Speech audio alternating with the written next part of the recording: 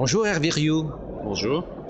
Vous êtes professeur de sciences de l'ingénieur en classe préparatoire scientifique au lycée Chaptal à Paris, mais également chercheur à l'ENS de Cachan. Vous êtes par ailleurs président de l'UPSTI, l'Union des professeurs de STI. Mais pourquoi une association des professeurs de STI?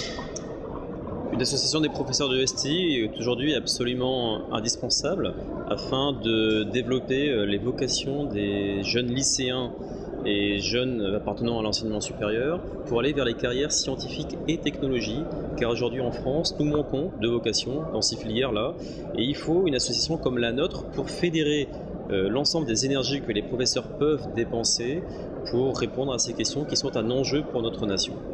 C'est votre seule mission? Non, ce n'est pas notre seule mission. Comme toute association, évidemment, nous donnons des services à nos adhérents, qui sont majoritairement des professeurs qui enseignent les sciences de l'ingénieur en classe préparatoire. Tout cela se fait évidemment dans un contexte de bénévolat et de collaboration qui est vraiment caractéristique des professeurs de STI. Comme nous sommes positionnés au niveau des classes préparatoires, nous avons aussi des actions directes avec les grandes écoles qui sont nos partenaires privilégiés, avec lesquels nous travaillons ensemble pour réfléchir à ce que doit être la formation des ingénieurs et des techniciens dans les 5, 10, 15, 20 années à venir, afin de répondre aux enjeux scientifiques et technologiques que la France va devoir résoudre dans les années futures. Et puis nous sommes aussi énormément en relation avec les lycéens, de manière à les valoriser, notamment ceux qui choisissent de faire une poursuite d'études en sciences et en technologie, et essayer d'attirer un maximum d'entre eux vers des structures de formation d'excellence comme les classes préparatoires. Mais alors, pourquoi pensez-vous que la France manque terriblement d'ingénieurs? Il y a des raisons liées à ces disciplines? Absolument. Alors, je ne suis pas le seul à le penser. Tous les experts vous disent qu'il manque d'ingénieurs, de scientifiques, de technologues en France. Et il est vrai que le métier d'ingénieur, le métier de scientifique plus généralement, n'a pas forcément bonne presse auprès des jeunes de nos jours. Aujourd'hui, absolument, en France. Car c'est un métier qui est vu comme lié à des études qui sont difficiles et peu rémunératrices, qui n'est pas forcément vrai, mais en tout cas c'est l'image que les jeunes en ont. Et donc il est extrêmement difficile aujourd'hui d'attirer énormément de jeunes lycéens vers ces filières de formation. Alors, les sciences de l'ingénieur, c'est une discipline récente? Absolument, c'est une discipline très récente.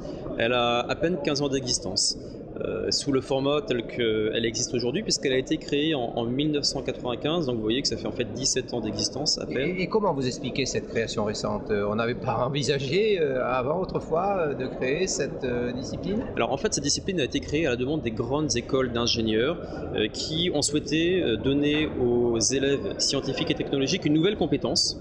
Car avant la création de cette discipline, les élèves étaient extrêmement bien formés à résoudre rapidement des problèmes bien posés. Et à partir de 1995, les grandes écoles ont souhaité donner une compétence supplémentaire aux élèves qui était de résoudre rapidement et efficacement des problèmes mal posés dans le domaine des sciences et des technologies. Bon, alors on parle des sciences de l'ingénieur. Est-ce qu'il est possible, comment pourriez-vous définir ces sciences de l'ingénieur? Alors les sciences de l'ingénieur, c'est une discipline scientifique et technologique qui mixte les deux facettes, dans laquelle on apprend à nos jeunes élèves d'utiliser un maximum des outils scientifiques liés aux autres disciplines fondamentales comme les mathématiques et les sciences physiques, et puis aussi d'utiliser les sciences du numérique qui sont aujourd'hui absolument présentes autour de nous pour étudier, analyser, prévoir les performances des systèmes industriels qui rendent des services aux êtres humains. Bon, alors l'UPSTI mène, je suppose, des actions. Quel type d'actions? Alors l'UPSTI mène de nombreuses actions. La première action, c'est de former nos professeurs, puisque...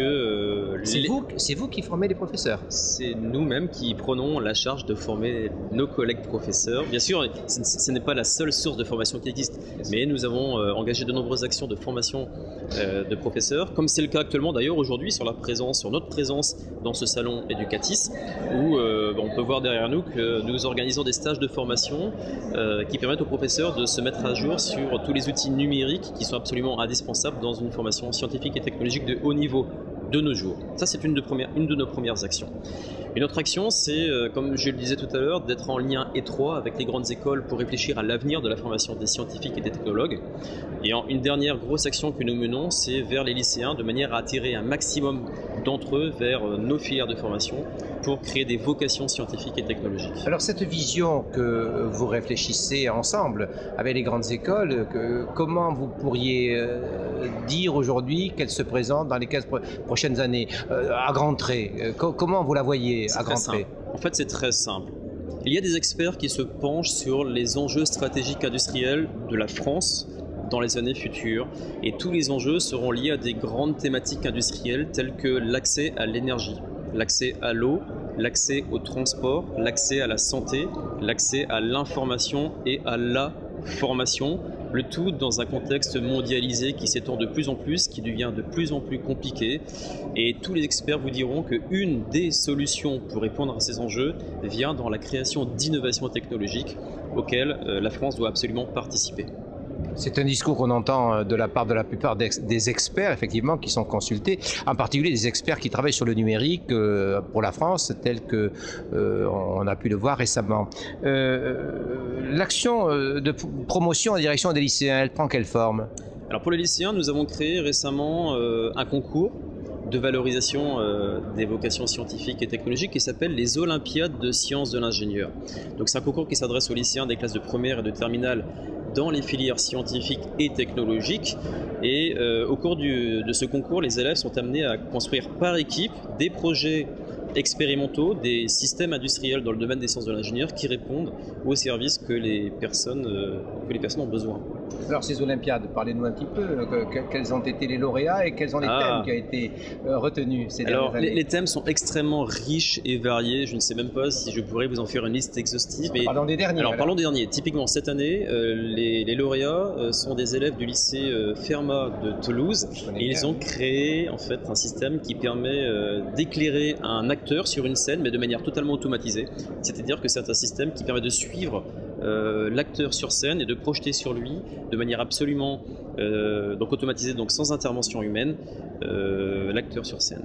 Et ceux qui ont gagné l'année dernière étaient des élèves, des filles d'ailleurs, 3 filles qui suivent une formation scientifique et qui ont créé un petit robot qui permet d'aller voir dans les débris d'un bâtiment écroulé suite à un tremblement de terre par exemple, voir s'il y a des survivants. Et ces filles sont absolument remarquables puisque cette année elles ont participé avec ce projet des Olympiades à un concours international et c'était en concurrence avec 50 000 candidats étrangers et elles ont gagné le prix de l'innovation, ce qui est bien la preuve, s'il en fallait une, que la France a un réel potentiel en sciences de l'ingénieur dans la création d'innovations technologiques. Et en résumé, si je comprends bien, l'action de l'UPSTI, c'est de faire en sorte d'accroître ce potentiel en faisant en sorte qu'un plus grand nombre de jeunes accèdent à ces formations. Absolument, l'accroître et surtout faire prendre conscience aux jeunes qu'ils ont ce réel potentiel. Alors l'UPSTI se limite-t-elle à une action de promotion en France ou est-ce qu'elle s'ouvre à l'international? Non, elle s'ouvre complètement à l'international et de plus en plus puisque notre monde est de plus en plus international. Et typiquement, nous développons les sciences de l'ingénieur dans d'autres pays, dans d'autres structures de formation, notamment évidemment pour des raisons historiques dans le Maghreb, Algérie, Maroc, Tunisie. Et du fait de la francophonie, je suppose. Du fait de la francophonie, absolument. Où nous nous déplaçons là-bas pour former des professeurs et nous accueillons régulièrement aussi des professeurs maghrébins qui viennent en France suivre nos enseignements et suivre nos formations. Et nous avons aussi également de plus en plus une action en Chine, puisqu'en Chine, le système de formation français s'exporte extrêmement bien, avec des grandes écoles et des classes préparatoires qui sont présentes là-bas et qui demandent notre expertise pour aller former et développer les sciences de l'ingénieur. Alors revenons à votre présence donc à Educatis, où nous faisons cette interview.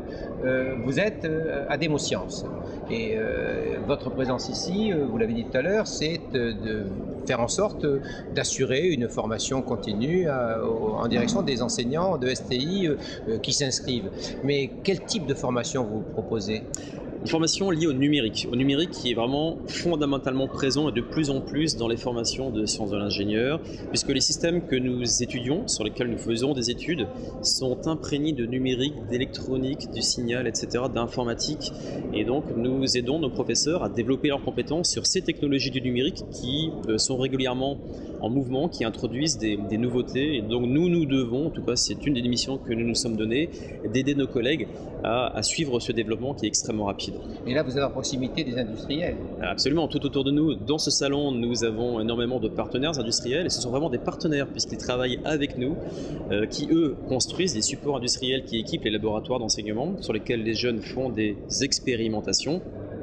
Et nous travaillons vraiment main dans la main de manière à ce que les supports qu'ils nous permettent d'acquérir pour équiper nos laboratoires puissent convenir au mieux pour transmettre à nos jeunes élèves et étudiants les compétences que nous devons leur transmettre. Le ministre Vincent Peillon, dans sa visite à Educatis, a longuement circulé parmi ces stands proposés par les industriels.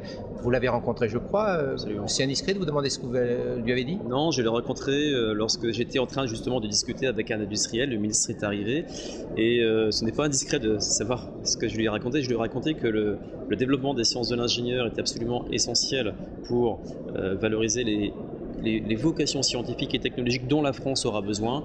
Et je lui ai aussi indiqué que nous travaillons main dans la main avec les industriels, qui explique aussi notre présence ici aujourd'hui sur ce salon, pour aider la formation des futurs ingénieurs à être absolument performante pour notre nation. Merci beaucoup, Monsieur le Président. Merci.